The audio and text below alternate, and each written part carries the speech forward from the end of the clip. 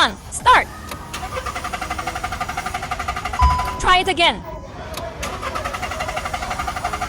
It still won't start. Do you know what the reason is? Let's go to the front. The owner went to 5 repair shops, cleaned the throttle, replaced the spark plug and ignition coil, even replaced the carbon canister solenoid valve, spent a lot of money. The problem is not solved at all. In fact, the reason why it can't start, there is a parts repair shop that is very easy to overlook. This part is the camshaft solenoid valve. Let's take it out next. Unplug the plug first. Open the toolbox, then take out the screwdriver. Aim at this screw. Loosen it.